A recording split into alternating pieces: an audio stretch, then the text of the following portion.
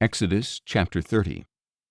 You are also to make an altar of acacia wood for the burning of incense. It is to be square, a cubit long, a cubit wide, and 2 cubits high. Its horns must be of one piece. Overlay with pure gold the top and all the sides and horns, and make a molding of gold around it. And make 2 gold rings below the molding on opposite sides to hold the poles used to carry it. Make the poles of acacia wood and overlay them with gold. Place the altar in front of the veil that is before the ark of the testimony, before the mercy seat that is over the testimony, where I will meet with you. And Aaron is to burn fragrant incense on it every morning when he tends the lamps. When Aaron sets up the lamps at twilight, he must burn the incense perpetually before the Lord for the generations to come.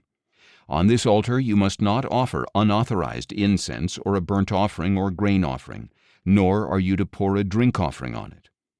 Once a year Aaron shall make atonement on the horns of the altar. Throughout your generations he shall make atonement on it annually with the blood of the sin offering of atonement. The altar is most holy to the Lord. Then the Lord said to Moses, When you take a census of the Israelites to number them, each man must pay the Lord a ransom for his life when he is counted. Then no plague will come upon them when they are numbered. Everyone who crosses over to those counted must pay a half shekel according to the sanctuary shekel, which weighs 20 gerahs. This half shekel is an offering to the Lord. Everyone 20 years of age or older who crosses over must give this offering to the Lord. In making the offering to the Lord to atone for your lives, the rich shall not give more than a half shekel, nor shall the poor give less. Take the atonement money from the Israelites and use it for the service of the tent of meeting. It will serve as a memorial for the Israelites before the Lord to make atonement for your lives.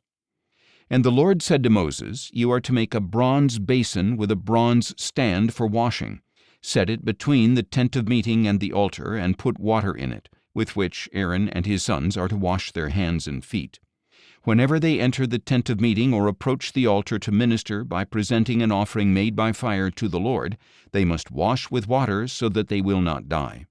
Thus they are to wash their hands and feet so that they will not die. This shall be a permanent statute for Aaron and his descendants for the generations to come. Then the Lord said to Moses, Take the finest spices, 500 shekels of liquid myrrh, half that amount, 250 shekels, of fragrant cinnamon, 250 shekels of fragrant cane, 500 shekels of cassia, all according to the sanctuary shekel, and a hin of olive oil. Prepare from these a sacred anointing oil, a fragrant blend, the work of a perfumer. It will be a sacred anointing oil.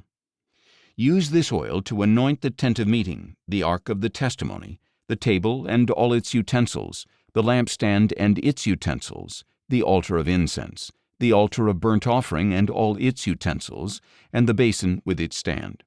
You are to consecrate them so that they will be most holy. Whatever touches them shall be holy.